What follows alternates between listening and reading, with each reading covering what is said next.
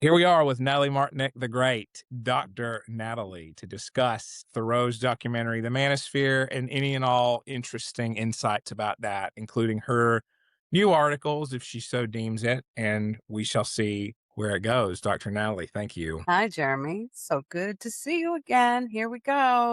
Good to see you and hear you. You always remind me what a smooth voice you have when we get Oh on my here. I goodness. just hear it and I'm like, yes, calming. Thank you. I Okay. try. Great to speak with authority, Jeremy. Yes, thank you. Thank you. I will speak with authority. That's a good Have an base. authoritative voice. It's good. It commands like attention and respect. But Do yeah, yeah. right. So I approached this with you a few weeks ago, and for our audience, the Manosphere is essentially, for anybody who doesn't know, this loosely connected online network of mostly male influencers, and they provide content on fitness, business, and here's the kicker for most of the controversial stuff: self improvement in quotes, Mm. with a focus on dating and gain, often described as misogynistic. And there's some women in the manosphere space, kind of as dating coaches, who say, here's the real secret about women, but it's mostly male. So that's what we're looking at. What are your thoughts as we jump into this on the documentary? What stood out to you, I should ask? Well, there's a lot. I'm always focused on what is he not talking about? I wonder what his Mm-hmm. bias, what are his operating, mental models. But the thing that kept stuck with me was, well, there's a reason why there are these, successful influencers out there. There's a need. And so something underlies that need. So I think that's where not that I justify it, but there's extremes of everything. There's going to be the really misogynistic, woman hating incel type of ends of that spectrum. And then there'll be a whole range in between of really helpful to unhelpful. So I wish she would have spoken more about that range and more curious about it than what he chose to focus on. But, it's Netflix and it's got to sell. So that's what he's there for. Yeah, so I found it interesting that we focused on a person I didn't know of. So just for context, I'm aware of quite a few manosphere influencers because as a man on social media and on X who follows about therapy content, social psychology, you're going to get a lot of manosphere suggestions or people interacting with that. So Mm. I hadn't heard of the British young man who would share fitness stuff, but also would go live with OnlyFans girls to profit off their audience, but also disparage them. And so there was a lot of hate engagement going on. Yeah. Well, anything that makes money, right? It's because also algorithms love the hate. They love the outrage. The rage baiting makes for a very successful influencer. So he had the formula down. I don't agree with it, but there's also women who are participating in it. So like you said, the manosphere, we can focus on the men, but there's also female participants that some are getting something out of it. When I look at that as I was preparing a bit for our show, you'd written about self-serving operators as people who are the archetype, one of the three archetypes of a really dysfunctional work environment. And I was thinking of how in the manosphere world, I think a lot of people are self-serving who are going to present something as value-based, and it's going to be a formula like gurupreneurs, which you also have written about recently Yeah. and historically. I think manosphere gurupreneur stuff is a natural, like there's such a correlation there. Yeah. And some flip over into the spiritual teaching, education, psychoeducation world and to help men, find their masculinity or access their divine masculine or their divine feminine. And so they become these experts. I've seen it. I have a friend whose brother-in-law, he's one of them. And I know a background about this person and struggled with depression, anxiety, but has had a very, very comfortable life, very high profile parents, um, you know, affluent. So not to say that that's going to buffer against adversity, but for him to suddenly come out as this male influencer and supporting young men to be empowered and have, healthy masculinity. Where's your training? Where's your background? Where's your actual adversity where you've had to grow? He's still a boy acting like a man and trying to educate the man. He still hasn't left the adolescent, like the, I guess, male equivalent of maidens, but is Mm. is putting on the performance of embodied men. There's even like it. Lots of they're everywhere. Like, okay, go make your money, go find your audience. Hopefully you can help. As long as you're not um, turning men against women. That's the thing. You have issues, you have distress, deal with that. Stop externalizing and blaming someone because no difference. Let's blame the patriarchy for my distress and me not getting my way. And not talking about abuse, but I'm talking about just general distress, unhappiness, dissatisfaction. I'd rather just look for the problems out there instead of examining what my beliefs are, expectations, and how they might be flawed. And that's how I can create some change in my mindset, in my belief system, so that maybe I can feel a little bit more in control of my life. It's no different with these men. So excellently said. I would like to add that 80% of suicide deaths in the United States in 2019 were men. And I need to see what we're always a few years behind with stats. Um, in men, depression is so different sometimes in appearance with substance use, irritability. My my thought here is all of the angry young men, and we could call them incels, a huge proportion, really need male mentorship and they need their anger addressed by someone who can contain and hold that. And online dating with women, social media, opposite sex relationships are not a place for doing that initially. You need to, or ever, you need to have men who could walk alongside. I know Scott Galloway and others now are trying to Mm, be that, but we're fighting a battle here that has been long in the making. And when I hear the retraction, the detractions against the manosphere, the question becomes, okay, what's the alternative? And one of the young men said, "Life as a man, you're born without value." I made a note of that, and I think men really hold on to that. And for much of male courting, you're the initiator, and so you do have to create value. But viewing that doesn't have to be terrible. You can have mentorship and learn charisma, learn how to interact in a way that is not super sensitive, sort of whiny, but that isn't dark triad stuff. yeah, that's hard because I'm thinking there used to be an ecosystem around young men, family, village, whatever, tribe, Yes. uncles, grandparents, neighbors, friends, maybe religion. So some rooting into culture, tradition, and secularization is sort of, and just, modernization. We've just kind of scattered and we have to create our own villages. But if we don't have these ongoing relationships with trusted elders, who's going to guide us? Who's going to tell us we have value? Or boys, men, women, anyone. I agree. If you don't have that you don't have that drive like innately within you. So it's, yeah. So whatever ecosystem was there fell away, and the replacement is something has to fill the void because we can't have a vacuum.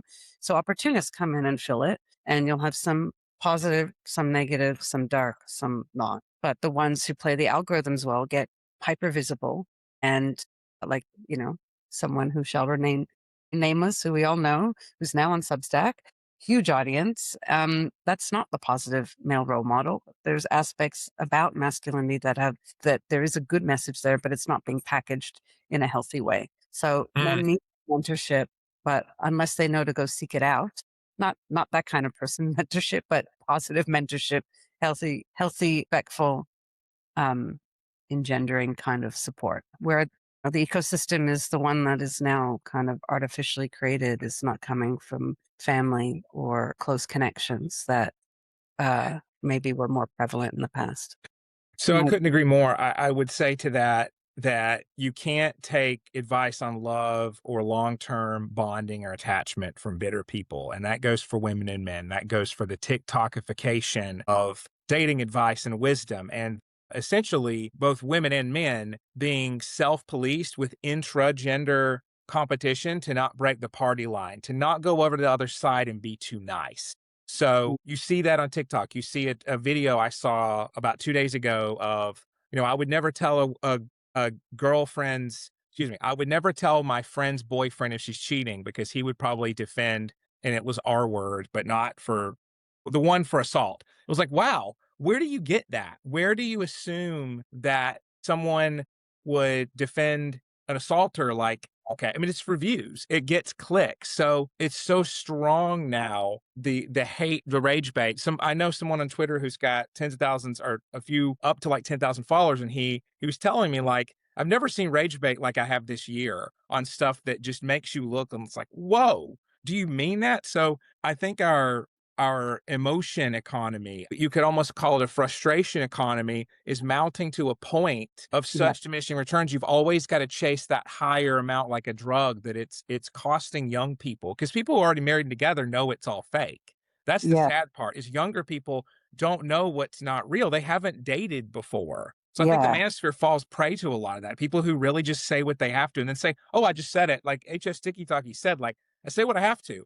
But all his followers know that. Now they do. But Yeah. it's good to know, like, it's wrestling. If you believe it's real, you're going to be let down. That's it. So it's just, again, people selling, and it's not necessarily based on truth or even like a true holistic version of reality. It just makes me think of that there's this thing called the resentment industrial complex and feminism into that. And I think if somebody is teaching you, where their root emotion is resentment, that whatever you take on from them and you try to implement or embed into your identity, you're just going to breed more resentment. So, no wonder people are not getting happier when they buy into certain ideologies.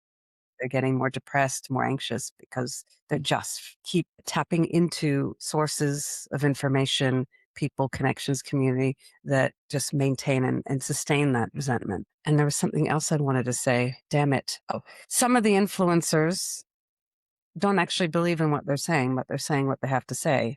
Yeah. Some might have decent kind of background, nice friends and things, but they're spouting all this crap because they know it works. And I think that's the same with so many. Some might actually believe in what they're saying, but they don't realize how irresponsible it is to be putting it out there in the way that they are, because they're not considering the downstream effects. They're just, again, part of the attention economy. They've got to be present online. They've got to maintain their visibility and engagement. So these are the things driving a lot of what we see in the so-called manosphere. We're not going to see the healthy things that are operating behind the scenes that are, more in-person focused and don't rely on YouTube, TikTok. So I don't even look at TikTok. So I have I can occasionally see clips, but I don't go into the app because like, I just I can't do that to myself. Right. Very smart. I Yeah. usually stay off. It'll catch me. I do upload things there and get some really awesome recommendations of fellow therapists. And then I'll see stuff that's trending. It's not so Yeah. therapeutic. So Yeah. that's what happens to me. I think we bring up this dichotomy almost. You make me think of Rob Henderson. So you've got luxury beliefs that people really espouse, that are in the in club because they can afford to. Like if you espouse polyamory, but you have a loving marriage, you have the luxury of doing that because Yes. you are not going to muddy your dating pool. You're out of that game.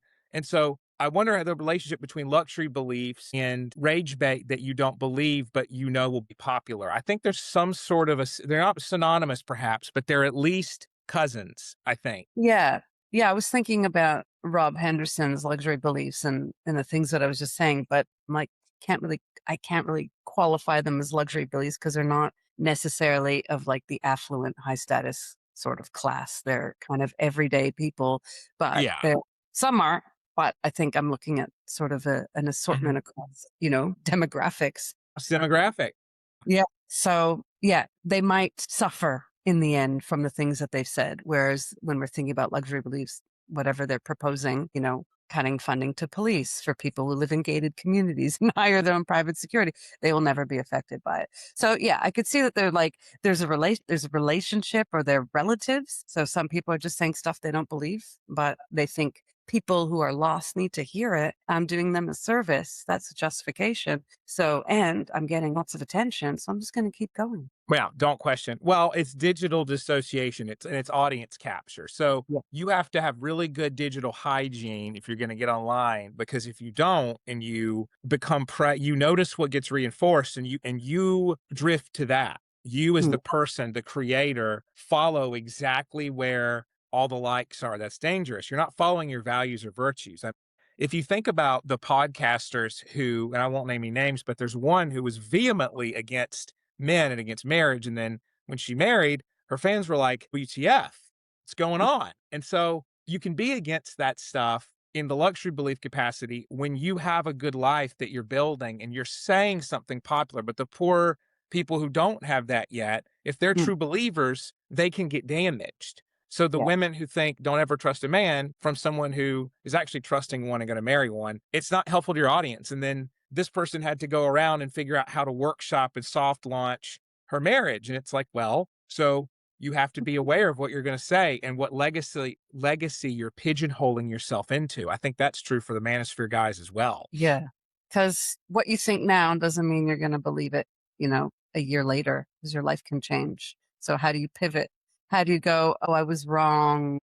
You shouldn't have listened to me. I mean, some people would do that, but Yeah, you just find a new way to package what you're doing so that you could legitimize your shift, even though it might be so opposite of the message you've been hammering at your public.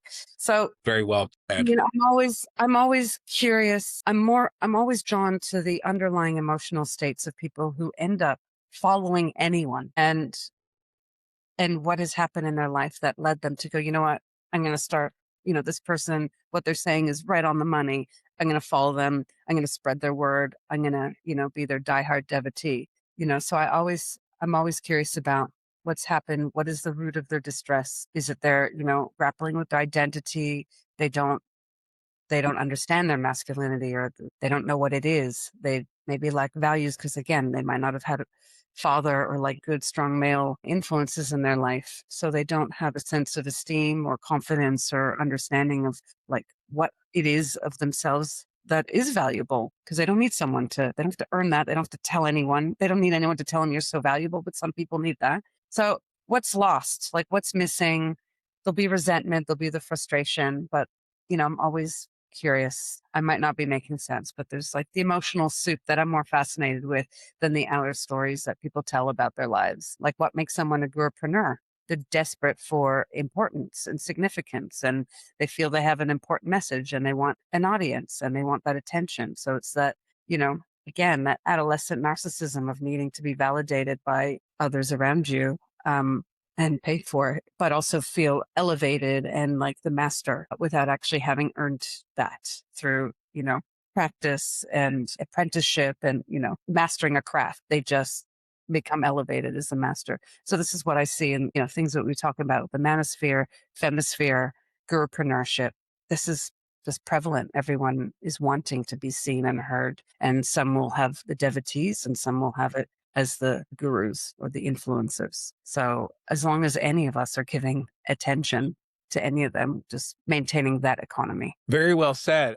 I think one of the things we have to keep in mind is desperation fuels destruction. I mean, if you look at the profile of someone who is likely to be an incel, they're going to be high neuroticism, and there's research on this. So, meaning very, very emotionally labile, very anxious, moody, upset, generally just seeing things in a negative way, low extroversion, low agreeability. So, what does that say? I mean, it's often being unable to interact and connect with people. It's Mm, being unable to get along with someone. You have to be disagreeable and see things negatively and anxiously. So, all of that's kryptonite to romance, and you have to learn to overcome it. So, and I think for the gurupreneurs, there's going to be so much capacity, so much defensiveness against seeing their own flaws. There's going to be, we know from like the fitness gurupreneur community that it's very attuned to, my truth and my process, my journey, being a divine light. Everything you do is magic. Even your mistakes are so wonderful. It's always a way to wrap it around into how good you are, even if it's in service of a quote, higher power. yeah. Yeah. That's so true. You got me thinking now about like the role of therapists in all of this. I'd love to hear your thoughts on that, for goodness sake. Yeah. I mean, you're a therapist. You'd have lots of thoughts and I do. experiences in actual practice. I'm not a therapist. I'm sort of therapy adjacent, but I'm stealing a term It's a from. great term. Yeah. So, because I've come to see the therapist world, and this is coming from having observed therapist Twitter, or therapist X for many years, Yes. and that it's become the new clergy and replaced, I guess, religious leaders with that sort of pastoral caring, spiritual caring vibe, even though we may not talk about spirituality at all or Yeah. religion. but that role in coming in and being the authority on mental health and what is best for young people or married people or whatever, but of any age, what's best mentally and like psychologically, relationally. But a lot of these people are also not well and have their, their own hang-ups. But again, they're coming across, if you look at the therapist influencers, as they're in the know because they have to assert a sense of authority because of the title that they bring, the credentials they bring, and they're trying to attract their audience, but they may not have the actual experience to be talking on these things, just like the Manosphere influencers, just trying to get attention and help. I like that point. I'm going to say that therapists are a mixed bag, and that's a fun, nice, civil way to say it. And there's a whole, it's very interesting because just like you have doctors who have different specializations, therapists go into the field for different reasons and then go different routes with their theory of healing. So for me, it's desensitization and exposure therapy and confronting your fears and not making negative internal self-harming judgments. And somebody who's narcissistic is going to have like the core thought, I'm shameful. And they need to desensitize that and take the rage out so that they don't actually take that out on others. So other people will have the theory of healing that you're perfect and all you need is to verbalize and confront what's happened to you in life and you'll be great. So I decidedly don't think that. Neither did Freud. Freud actually believed people were fundamentally selfish and had to learn not to be. We've kind of lost that view. It's a Christian view, funnily enough, even though he was vehemently anti-Christian. But I think therapists as your personal sophist, meaning unlike the philosophers who argued for truth and beauty, sophists were the Greek rhetoricians, the teachers of great debate, and they were disliked by the philosophers because the sophists would teach you how to orally win, verbally win at all costs. Their whole thing was spin an argument and win. So if Yeah. you're a therapist and you have a client and all you're trying to do is gas them up, because I've heard this plenty of times on Twitter as a complaint against therapists is, well, all they do is tell clients what they want to hear. And I would say, and I have said before, well, that's not the job. I'm sorry to hear that because the job is to respectfully help someone create change, the change they sign up for, literally, when they consent to therapy. And if it's not that, it's not therapy. It's being a friend, being a coffee buddy. There's very little. Or sometimes What? enabler. A huge enabler. Look, there's no, from what I understand, a lot of grad programs will take you on like money is green, and a lot of people get taken on to be therapists who maybe shouldn't. And I'm just being honest. I don't. There's a lot of us out there who really care, and even people who care who were misguided though, and end up doing harm because they, again, their theory of how people heal is off. Someone who has vulnerable narcissism does not need more enablement and pity. They need to be immobilized to change for themselves. Mm. Yeah, absolutely. And they have to be willing participants in that process versus signing up because everyone's in therapy and that's what you're supposed to do now. You nailed Um, it. to be coddled. Yes. So there are the good therapists, but I think one of the things we talked about offline was, well, there's lots of therapists out there who want to help men, always young men, figure themselves out so they can be good men to other women or good men in society. And there's men, looking to sign up for that. But I think a lot of men are not going to be interested in going to a therapist because they represent this kind of higher authority. And a lot of these men are resentful of that kind of expression of masculinity and they want something more like them, the non therapist, someone who's more accessible, seemingly, and yeah, is more of like a similar background. They don't have these uptight qualifications. And so they're more likely to go with the kinds of people that we've seen on the Manosphere at least in the documentary. So that's something I've been thinking about, why aren't more therapists capturing these young men or able to bring them in? Yeah, because, we relate to those who are more like us, unless you're someone who's got more mature way of thinking and you want somebody who can teach you. You're looking for that teacher who comes with trustworthy information, credibility, legitimacy. A lot of people aren't that discerning. They're just going with, the message that speaks to me and makes me heard and seen. That's what I'm going to go for. And that can be kind of dangerous because that's how you get manipulated. I think you nailed it. So I'll just be completely frank. You don't know what you don't know. And therapists often I want to pick on men for a minute because I think men make themselves, and this could be controversial, but good for views, maybe. Speaking Right. of rage bait, I don't Right. think men often make themselves that easy to help. I think you've got a lot of angry, stamping, chest beating guys who, and again, male depression can look like that. So what happens is you get men who want answers from therapy on how to fix a marriage that's been on the downswing for a while and it's already, wife's out the door. It's not therapy's fault that that doesn't get changed once that decision's Mm, made. It needed earlier intervention. And so you've got a lot of the men who hate therapy have had therapists who just don't get that men are struggling. Like mm, everyone doesn't know, like you and I do, or Dr. Paul, or any of the people on here who are mental health experts. They don't know, men are experiencing an epidemic of suicide, of depression, of not feeling like they have a place. And so if you don't know that and grad schools aren't teaching you that, and and frankly, if you don't care, mm, then you're not going to be useful to men. I think male therapists, there's quite a few now who are doing male retreats. There's a lot going on in the UK and Australia. There's plenty with like projects to do outdoorsy stuff with young men and men of all ages to help them camp and build skills. Men love skills buildings. I mean, it's got to be 8 years ago. I'm thinking, yeah, about 8 years ago in 2018, I went to a seminar from the lady who helped create the man therapy campaign and that Rich Mahogany character. Did you guys have that out there? Did you ever mm. see it? I need to No. attach a commercial or something. There was something called man therapy in the US. And there was a doctor who had a mustache and he looked like Nick Offerman. And he was like, men have feelings, not just hippies. It was very funny. And it was built by a woman who lost her brother to suicide from bipolar disorder from a episode. And it was all about skills building.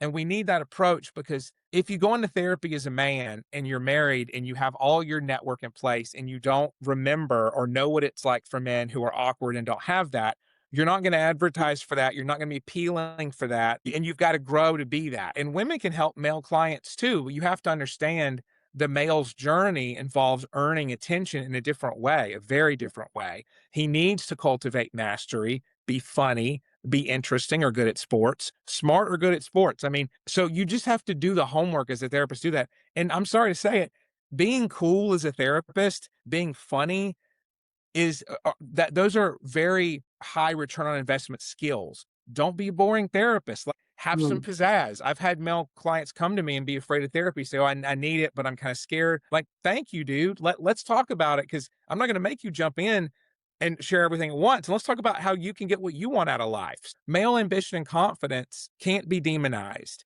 because men are falling behind now. So we mm, we demonized it before as a society. If we keep pressing the button when they're already down, then it's going to lead to more articles like the ones about women can't find partners who earn more than them. Women can't find educated men. We're at a yeah. crisis for that stuff. And it's we have to take our foot off the gas on saying men need to shut up because they have, and it's creating some dating problems in the now. Well, it's creating resentment and telling, so many men are willing to go, oh, I need to sit back and listen because you know, women have been silenced for so long, or, we need to learn about women from their experiences. But you have experiences too. We need to have dialogue. We need to learn from each other. So many men have to, taken more of a backseat and not giving themselves space because, well, men have been centered for so long. We need to decenter ourselves. I'm like, I don't think we need to center anyone. Let's just kind of center the Agreed. relationship and the dialogue we're having. That's what matters. That's how we cultivate these connections and come to shared understandings. Yeah, I mean, I don't know how we got here, but I think there's something to also be said about humiliation. Men feeling humiliated by their circumstances or the way they've been treated or the narratives that they're listening to about themselves. And that's where if humiliation isn't, I hate the word process, work through and understood, that it's not like, there's something inherently wrong with me and my existence is, should be questioned. Starting to recognize all the different external factors that contribute to the humiliation experience. That humiliation isn't dealt with. It becomes freaking anger, hatred, rage, and, violence towards the person or the representative group that made them feel that humiliation. So that's something I don't hear discussed enough, how humiliation is a big driver. And I mean, I don't know, how do we stop it? Helping men build resilience through again, like adult Boy Scouts. No, I love this so much. I have a few thoughts on it. So, number one, we as therapists have to get tech savvy. So, one of my friends, Catherine D, aka Default Friend, who is on here on Substack, Mm. she years ago wrote about the micro trauma of like continuous online dating rejection. And she wrote about it from a female perspective. I loved that. I love the idea of micro trauma. I know everything's micro. I know that term can be everything now, but Humiliation. It's I like that. No, let's say that. Humiliation. Let's say mental health. Let's say sanity. Let's do I get it. I'm with you. So, but essentially the many apps, many dating apps, I can't speak to exactly which ones, are 3-to-1 guy to girl ratio. So men are competing as a herd for like everybody's not going to win, number one. And number two, it's a very easily humiliatable platform. Like it's easy to it's some men are unskilled at talking to women and they would benefit from talking in person and learning those skills and nuance versus just sending text after text online. So you have men who are humiliated by getting no matches and no interaction at all. And they're angry because they hear other people talk about relationships and success. And so their humiliation needs to be turned into psychoeducation of, yo, dude, this is the losing yeah, game. You need to get out there, take some dance lessons, do some other things and mingle and build some victories, build some skills, go to the gym and learn your own body, do what you want to do, build some charisma and get back in the game, get into the game even. People who've never done it. So I like what you're saying. I think we're in a humiliation culture, like that book from Freya India, Girls, that came out. I want to do like a whole series. And I want to respond to that book. I want to read it and respond because women or men are both being sold this idea that if you looked a certain way for women and you're the 10 out of 10, you'll have everything. And for men, it's like, it's about looks now too. We see with clavicular, but also it's about the competency and the swagger. You'll get what you want. And it's a caricature of both sexes. it's almost like dating apps should come with like a how-to guide, and you will be more successful if you have completed the following. And there's a checklist of like, you can dance, you have interests, you read books, like, and you don't I spam love women. that.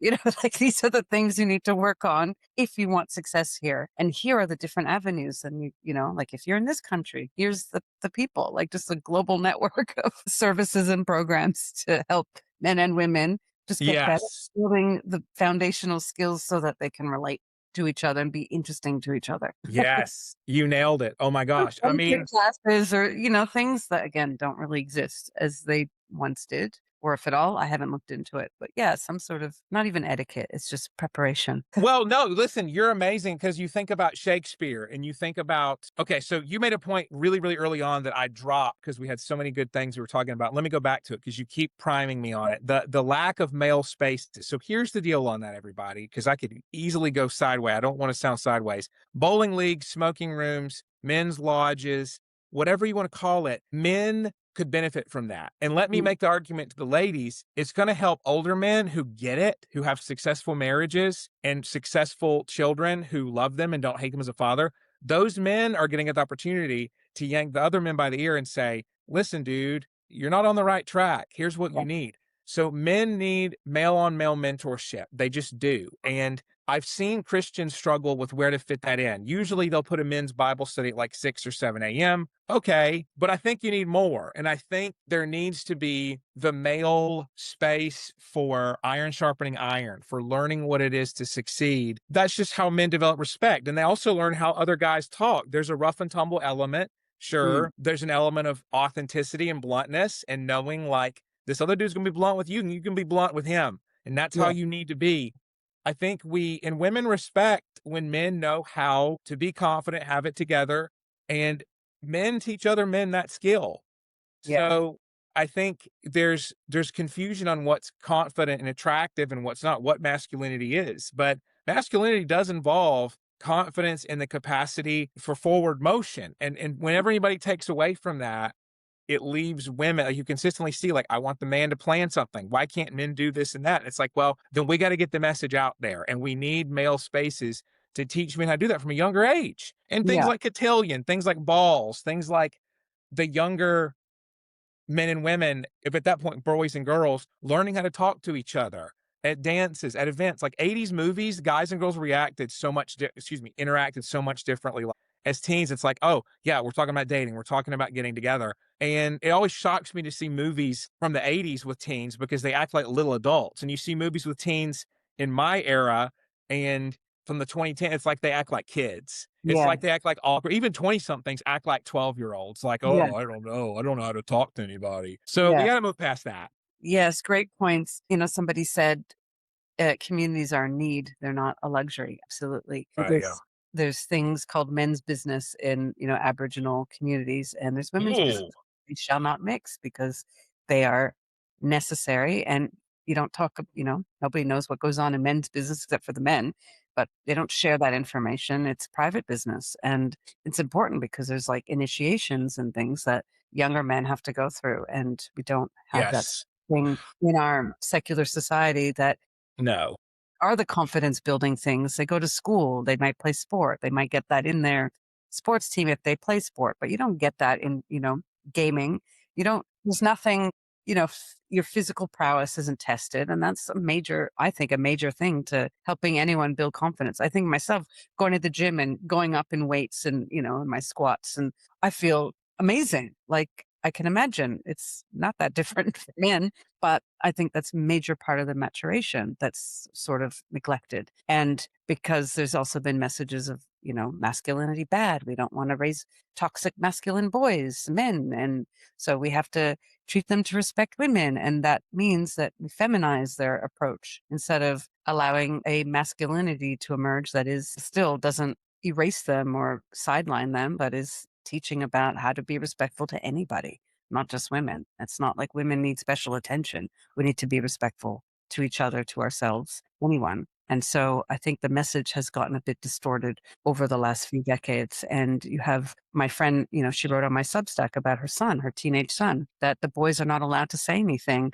about what they want because what they want is sidestep for what the girls want, and they would always get priority. And so if they do say anything, they come across as, well, they don't want the girls to have anything, but we got to make room for everybody. So boys are growing Great. up afraid to speak up and say just being honest and truthful, blunt. And because blunt is now like, well, that's just toxic. That's just aggressive. So, yeah, that's a snippet, like a tiny example of things that I've seen in my world here. But it's significant because they're not necessarily overt messages. It's the unspoken expectations and things that have become norms that train boys to remain silent and not have a voice, not be able to express their needs as well as they're growing into men. Being told that someone's proud of you and that someone respects you is very important to young men. And again, I think not again, for the first time I'll say I'm not I think that there's edge cases. There are women who are more masculine naturally and men who are more feminine naturally. We're not disparaging that. But in broad strokes, males need to know that they are developing not incompetence, two words. Right. I'll say this, they're developing their competence, right? Like they're becoming competent. So initiations used to do that. You reached an age, you did something, you were a man and you reached that and the community celebrated you. And for men now, this idea that I have of orphaned instincts, essentially so men really have the instinct to fight and win, to provide and protect, and to be emotionally resilient. And so those are things that Martin Seeger and John Barry from the UK, male psychology researchers, found across cultures. And if you look at early initiation rites and you look at across cultures and times, men being taught, okay, you're earning your way into respect and you can lose it, but you're gaining it. And you have a shot at having an amazing life and keep being ambitious and also respect your community. Those things are missing. And what you're left with is what is the fighting and winning super stimulus, it's called in evolutionary psychology, or super normal stimulus? It's gaming, it's sports betting, or even sports themselves can be a way that gets sidelined. Like I think sports are throughout history a way to be competitive and it can be very positive, right? Now where Yeah. it gets off tracks is if it becomes an addiction with going to games or it's your whole life. But it's something where and as a man, like providing and protecting, if a man decides to send a bunch of money to a stranger that he hopes gets her attention, right? Mm. Like and I don't want to get too controversial, but men often try to buy their way into women's love. And you have to realize, like, okay, there's a time and place to show that you can provision. But if you get taken advantage of, because you Yeah. don't have anywhere for that instinct to go, but giving it to a stranger, you need to have it put back into human, normal evolutionary track of pair bonding, of meeting, Yeah. because that's going to be what it's for most people. It's fine if you want to be polyamorous, but most people evolved in a certain way that there's a developmental trajectory and we're not hitting it and we're getting counterfeit versions of it, like McDonald's fries instead of the way they used to be, the tallow, the beef tallow. Yeah, I think there's been increasing opportunities for men, options for men to withdraw and become secluded in their little, caves, man caves, basements to game with other boys, but they don't, again, that's not going to help with maturation. It's going to, stunt because there's no, again, pushing into enhancing performance or to prove themselves or to earn the respect of a woman, like in all these conversations about manosphere, femisphere, you know, we tend to forget, you not tend to forget, we kind of ignore the natural biological drive for men to prove themselves to women because they're competing for the best and women to do their version of that to get the best man because you want the strongest, most virile, most, with the most resources to, that's the prize. And there's been, I guess, so much distortion in mateship and understanding women, female, male dynamics and masculinity, femininity. There's been so much stuff that's come in because of, I think, back to resentments. We're not getting our way. We're not feeling satisfied. So we're just going to, instead of working on ourselves and trying to work out what it is that I'm unsatisfied with, that I can control within me, we again create all the problems out there. So, or blame things out there. So, not to say manosphere, femisphere are horrible things or amazing things. They're providing needs for different people at different phases and stages of their lives. And I think that's a good thing for anyone who's had, a separation, divorce. Like, let me work out what the hell happened because I don't want to enter into another relationship where I'm just going to recreate the same dynamic. I need to understand how I contributed to the situation versus, well, so and so was, the other was the asshole or the narcissist or whatever. Like we co create our situations. I'm not talking about abuse. I'm just talking about unsatisfying, annoying, frustrating things. There's something about me, something about them, but I can only deal with me. They can only deal with them. And then together we can work out, okay, this is how I've contributed to how you contributed. This is what we're going to have to do differently if we want to get past this and not keep butting our heads on the same thing. Again, that requires an interest and commitment and maturity. And I think what we're seeing is just this kind of suspended adolescence in There you society. go. Well, look at so it was Star Wars Day a few days ago, and because it's May the 4th, be with you. And I like to revisit that every year in some capacity to talk about the themes of that movie. I mean, if you look at Palpatine, he created he created a clone army of the Republic. He created the separatist movement to go against them, and he played both sides. Huh. Masterful villain, great plot because that's what happens. And you see that you have voices on either side in our culture saying, all women are like this and women are innately BPD and terrible. And you look at the subset of women they're referring to, and then you hear people talk about all men are terrible, all men are assaulters who do this and that and would treat you worse than a bear that would maul you to death. Okay. So that's not true. So you have different sides that we've been placed on to fight each other. And I think savvy people have to take a breath and go experience life for themselves and get to know the different personalities of women. Yes, men, you can meet women who will harm you. And you can also meet some who are very similar to you, have the same temperament, who have the same wants and needs. Same for women. I have clients, I tell them to go like be be open to meeting people and always know that it could go sideways. Sure, you don't know what's going to happen. Don't put all your eggs in a basket early. But I think you look at things like clavicular, you look at how he's looks maxing, and you look at how culture is when people think that online platforms that prioritize visualization are what to maximize for, you're going to get this new initiation right. Because really, that's what it is. He's created himself an initiation to crush his bone structure. There's pain involved, there's rebirth. People crave rebirth and initiations, and in the absence of them, they will create them. So he's Mm. done that. Other looks maxers are doing that. Everyone wants to do that. So we need voices saying, "Here's how to do it. Be your best self, yes, and develop capacity to talk to each other." Women and men have to be honest about what they're looking for. They really do Mm. as well. That's not a fantasy because I mean, I've been married, what, 20, 21 years, coming on 22. I've had to, encounter my fantasies over and over again because it's so easy for me to blame my husband for things that I'm unsatisfied with. And I have done that and I do that. But I also go, this is a me problem. And I Sure. think, what are the unrealistic expectations that I'm imposing on this person because of this fantasy I hold about our relationship or about our lives and about him that I need to kind of destroy and, rebuild to something more realistic or accept this is reality.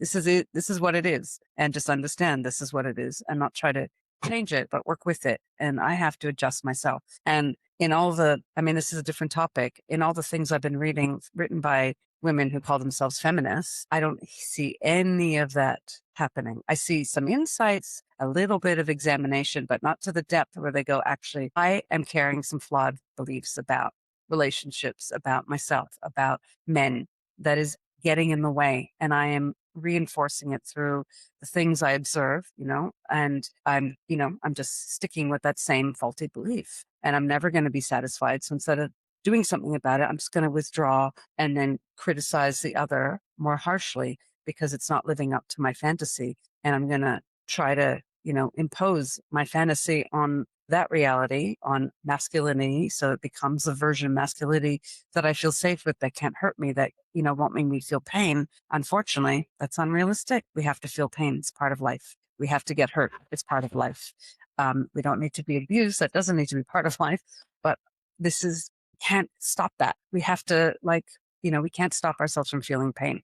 We have to go through it. And it's developing capacity to move through these harsh times again with reflection, self examination, and understand what were the beliefs that informed my behavior and my experience of this situation that I do have to change because I'm not going to get any happier. I'm not going to have peace that way. The way I'm going to get peace is by creating this artificial environment where I'm like buffered by everything and I go live off on some amazing island all by myself where I get to just look after my needs all the time. That sounds great, but you can get bored too because we women like drama.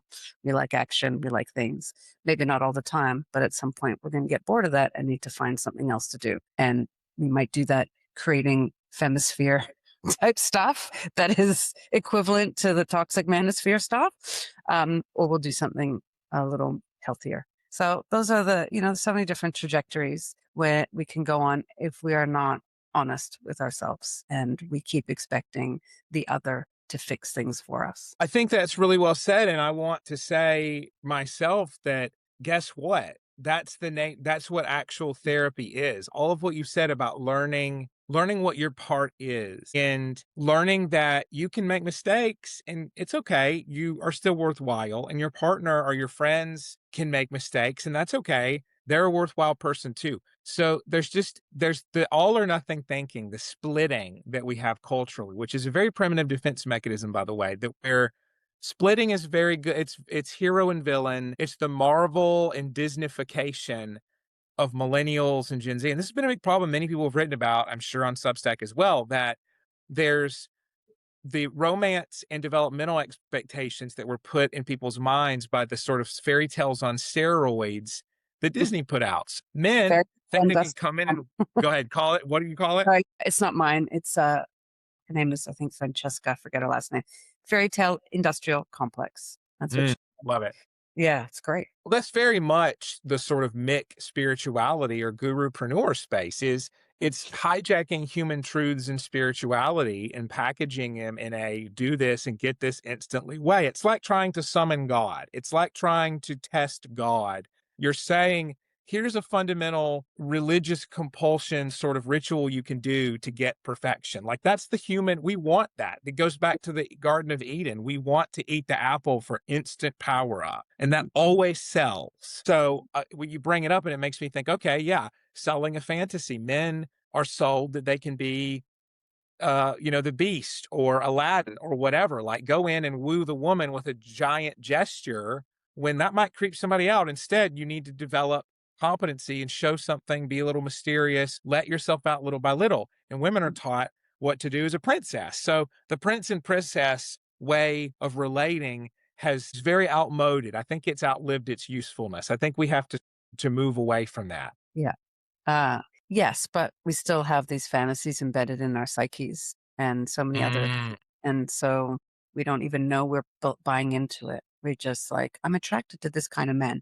I never inquired why I'm attracted. It's just, this is what I'm attracted to. This is what I'm looking for because this Mhm. fantasy is the thing that's influencing what I want versus, doing some inner reflection, what I keep coming back to and going, why is it that I like this? Are these really qualities that will last? Are these, what if we have kids? What would I want? Like we don't necessarily think that way. We're just looking for the mate, looking for the best mate. And our blueprint for what we like comes from our families and it comes from society, it comes from narratives, movies, media. So that's the things that are in our psyches. But the fairy tale, princess, queen, whatever, the prince, that's embedded deep into our psyches. So no wonder we get these mismatched expectations and get upset that our partners are not our prince charmings anymore because they shouldn't have been in the first place. Yes. Say a little bit more about that. They shouldn't be there.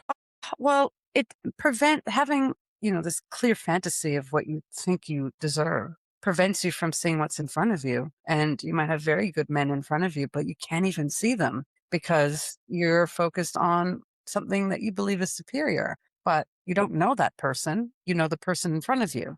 And you can ascertain their qualities and their, strengths and weaknesses. But with the fantasy, you just focus on the ideal. It's like the narcissist; they just want the ideal. And as soon as the ideal doesn't live up to this fantasy, then you go through the devaluation, discard cycle. With a highly narcissistic person, it's not a nice experience. So it's a very adolescent or immature way of looking at an ideal mate or or men as a woman who's a heterosexual woman, it's not realistic. So because you don't see the full package, you're not looking for the full package. You're looking for something that you think is the full package, but it's based on a fantasy. Yeah, I think that's a mic drop. How I would say it is you don't know. So learn real green flags and red flags, and you can find someone who's confident. Again, many to be taught confidence and even a little cockiness, but without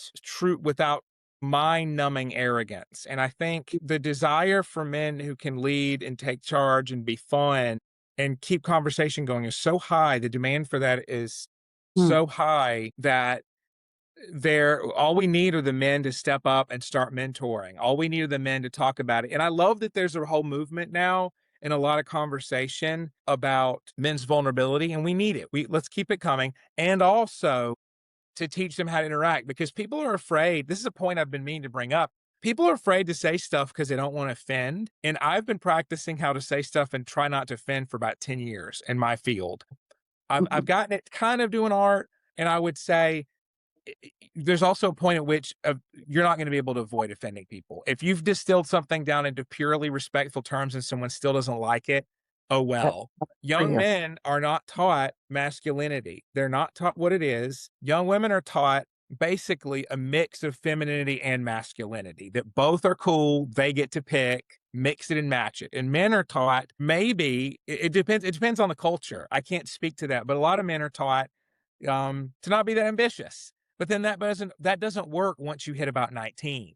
Yeah. Then people don't want you to stand aside. Like, okay, you need to get ready to be a man, have a family, and they're not ready for that. Nobody taught them that. Yeah. Or they're, on the path of having a family, but they haven't developed ambition for other things. So they can maybe provide, but they're not the ambitious, hierarchy climbing kind of dude. And they end up with a woman who's wants the ambitious hierarchy climbing dude. But they don't realize that before they get together because they're just thinking we like each other and, love each other. We want to start a life together. Don't realize the other wants and needs that we have for the other until you discover them later on when you see their absence. So I don't know. I don't know where we're going with this, but it's a complex mess. Men need men. Women need good, solid, mature women, and we also need to learn from each other through dialogue. And so I'm not against a manosphere because there's a need. There's a need, and it's just like anything in life. We don't just automatically have discernment. We have to develop it through getting screwed over by the people who are not the right people for us, whether it's in romantic relationships, business partnerships, workplaces, mentors, teachers, whatever. And so there's going to be some kind of teacher for everybody. And at some point, those messages won't resonate anymore, or they'll resonate too strongly. And you get these extreme groups, which is, what we don't want. But people need people. We I need want to more. put this out here. I think, again, you've got the idea of chemicals. When I talk about orphaned instincts or instincts that don't have anywhere to go, some women want to get married and every guy they're with is a situationship and they end up having dogs and not kids. And again, that's not every case. When you have animals, you can just have animals and you can genuinely not want kids. But for many people, there's an utter mismatch in what you're doing and what you're getting and what you want versus what's okay to say that you want. So basically, my view on it would be that you need to be capable of saying what it is that you're looking for. We need to have honest conversations. Okay, so here's what I was getting to. This idea of people getting sidelined away and being given counterfeit things. I think we've so long denied. I think there's a tendency to be afraid that when you tell men stuff that they quote deserve, that it's going to empower men to be violent, because there's a hesitancy to say men deserve a good job and maybe the chance at a mate, because then that means somebody has to give that to them. I don't know if you've noticed this, but talking Mm, about anything men deserve is very taboo because it could seem, what would be the word? Manipulate. It could seem almost compulsory. So I think the issue there is the manosphere saying, see, nobody thinks you deserve anything. So what authentic people who are not afraid to say the truth respectfully have to say is, hey, you know what, guys? You've got a high suicide rate. You're not doing well. You've been told that mm, masculinity is whatever you say it is. You've been given no tools, but then you've been given the test. No study guide, but then the test. Let's fix this. yeah. But it's not going to help to be bitter and to hate women and to come in it that way, because that actually is going to hurt you more. Yeah. You Say it also again. because you also want them. Right. So, well, but that's the true Freudian. Oh, that's the true analytic truth is you never hate focusing something, hate watching something still shows you truly care enough to give it Yeah. your time. That's Yeah. the ultimate truth. Yeah. So you actually have to desensitize and truly not care and say, you know what? Okay, got to take some better pictures. Got to be okay with, rejection. I actually do need to kind of brush it off and realize it's not all my fault and it's not a life or death thing. I don't have to be so angry about stuff. Don't be so angry about stuff. That's the kicker right there. Don't be so angry about stuff. It comes back to You're where the resentment. That's what we're going to attract, things that just maintain that resentment, and we don't get very far. And so we just go through life feeling this residual anger about anything, the unfairness of the world, and, how men are X and how women are Y. And we don't actually resolve anything. Yes, the all women this, all men that. That you've nailed it there. I mean, that's Mm, black and white thinking. That's splitting. yes. We're back to it. Yeah. I would challenge anybody in the manosphere to ever, like, you could have one of the figures was a guy who talks about being one-way polyamorous, and he had a very rocky childhood. His mom set fire to houses. Wonder what that does to someone's view of women. Yeah.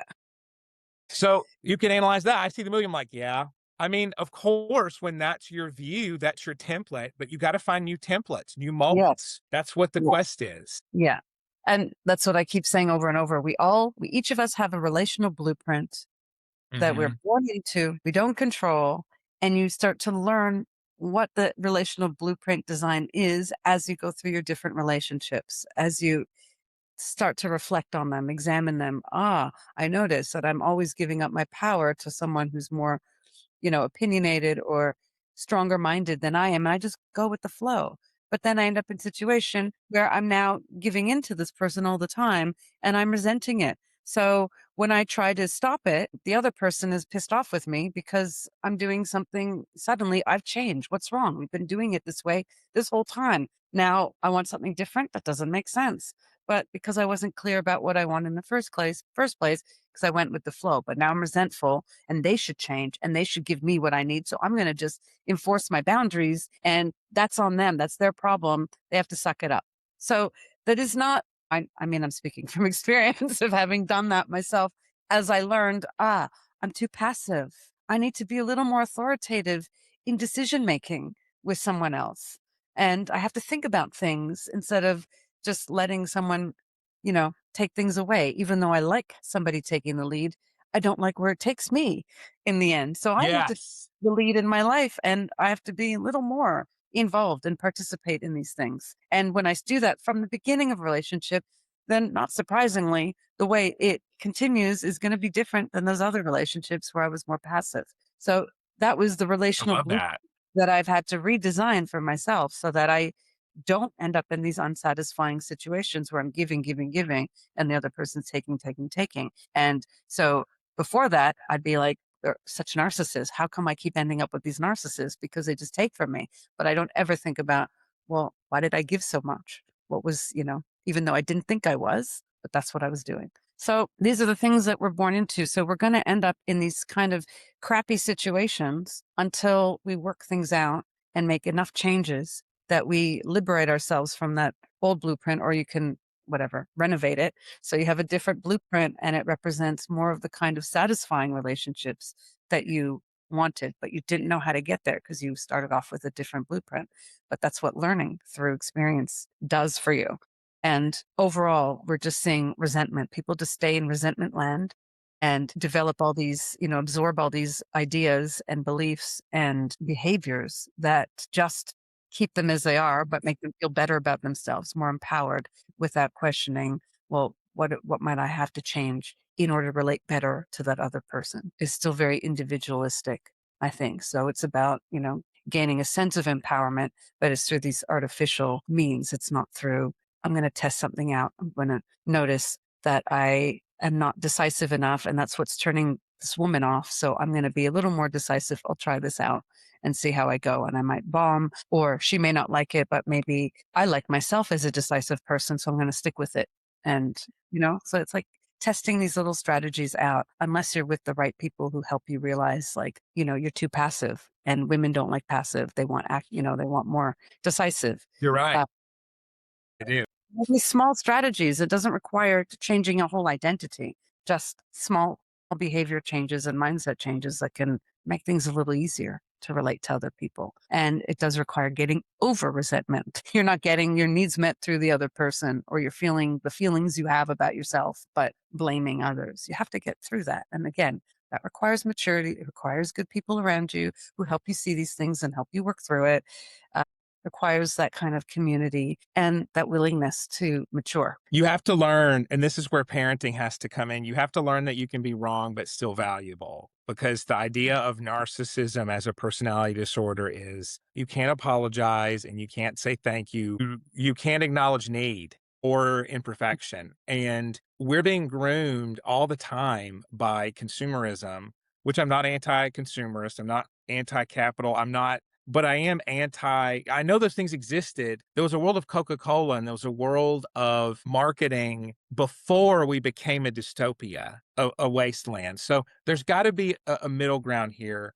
And we don't have to go back to hunting and gathering days. Some people would say we need to, but I would say this idea of being realistic about we always have to keep growing, and that doesn't mean someone's better than us. It doesn't mean we're worthless. This whole all or nothing of I'm either perfect or I'm worthless. It's very much like cultural BPD. It's very much idealizing or vilifying yourself when you really have to say, I'm a work in progress and I have some good points. Yeah. So I love all of what you said. I mean, it's such a struggle. But when you have people around you who can say, hey, I accept this boundary. Can we do this for, can I have this one? Can we barter? Can we embrace the friction, work it out together? Because we're a society without friction. You can order Uber Eats. You can do anything without human contact now. We're contactless. So we Yeah. have to reintroduce friction as something that's okay. Conflict can be okay. Arguing and disrespect, maybe not. Yeah. You just made me, I just had this image as you were speaking of, like, and maybe it was the COVID lockdown thing, but Mm, it was around before that, that it's made life easier to withdraw, and people have developed so much social anxiety as a result that they have to, come back out into the world, and baby steps, and they have to relearn how to engage with the world around them. But again, in a responsible way rather than the I want what I want way, and I just need to click a button and I'll get what I want. I love expect it. that from my men. So, and that mixed with the cluster B society where it's just stunted adolescents that look like adults stomping their way through, demanding everything, and not enough. There's nobody stopping them, or we just kind of ignore them, let them be, and do our own thing. So we're living in, I guess, society like multiple societies coexisting, but not in a good way. Well, we're all in an echo chamber. I mean, this is something I really enjoy writing about. We're all siphoned and sorted, and there's no monoculture really. This is something like you don't turn on ABC, NBC, CBS. We're not attuned to the same stuff, even the same news or the same reality. So we're in that Wall-E type world, being in the chair, getting the feet, idiocracy, all the cliches people talk about. But there's ways through it. I mean, many young people are doing dumb phones instead of smartphones. They're taking time to detox. And I think that can be useful. We really have to say, and Ayala posted something about this today that women have been groomed on Disney. And I thought that was a really interesting point that you have to keep your standards in mind with that awareness. I don't know if you saw that if you ever go on X these days. Mhm. That's fine. Yeah, Basically, we all have to realize where our standards come from. And we have to realize what is good standard versus the extra stuff. Like, okay, be treated with dignity, not be gaslit, not be lied to, not be scapegoated, not be told, not have someone being constantly rude and saying it's just a joke. Great. Add all that to your red flags, your instant no's. But then, women and men both have ways that they will expect things of the other that they have to verbalize. Like you have to let someone know what you want. And I yeah, think it's so important that you brought that up. That's really powerful. yeah. Um, you have to know what you want, and unfortunately, in this day and age where people are not it's hard okay, I'm not articulating this well. I think there's a lot of people walking around who have no center of identity. They have no center. So they don't even know what they want. Controlling, dominating parent who's basically, you've got to do this, you have no choice. They never develop their own inner center. And I think that is actually more prevalent in this world than we talk about. There's no actual center. So they put on these these identities. They wear these different identities and absorb the belief systems that are associated with them, and they become it. Now I'm a feminist. Now I'm an incel. Now I'm a this. Now whatever you want to call yourself. And so because there isn't a strong principled value system, it's an adopted one because many people just don't have it in them yet. They have to develop it again through maturation process and figuring out, well, who am I? They're just largely invisible to themselves. I see this quite a bit, actually. That's, I guess, a working theory of like why there's so many activism, but they wear it as like identity. Why? Where did they come from? Why and of course there's the status aspect, the community aspect, the emotions that are fueling it. But yeah, there's for people who have more of a center, they're like, at some point they go, yeah, this isn't quite right for me because I'm seeing things around me that are quite disturbing because they have some principles or, some value system that is keeping them centered, rooted to something. Yeah. Yes. So a lot of people don't have that. Oh my God, this has been like amazing chat. And it's like we store this up for so long because we go so long between chats and then it just blah. Yeah. Good lesson to me. You know what? I've got to balance the time. I mean, I knew I wanted to do this with you, and we've been coordinating it over our schedules because we both got a lot going on. So I appreciate that we were able to find this time. Always fun. You make me think, the no center is a really analytic thing. People are craving this return to psychoanalysis, and I'm actually going to release an article about that. But people love that idea, and I think part of it's a quasi-religious thing. It's also got quite a bit of talk about development and growth and what it means to have mechanisms and inner identities like id, ego, superego. It's almost we live in this world of cognitive hazards or info hazards where you hear, I have anxiety and you're a teenager. You hear anxiety disorder. You map onto that. You let that be your identity. You hear these terms and then a rocket ship orbit around it and land on that versus a core identity. You're sucked into so many different things that are just labels. So, and I think mental health disorders are stuff kids should not really know about. They should be able to know, like, this means I'm nervous. They should know feelings, but once they're pumped full of pathology terms, it's an Yeah. info hazard that has them think everything negative ever means don't do it or don't feel it, when really it means keep going and develop mastery. So Yeah. you really brought it all together with that. I love that view that people don't have a core, and that's what makes them be so pathological in their identities. They don't have an idea. They're collecting consumerist identity modules like junk food. Yeah. God, Agreed. God. thank So you.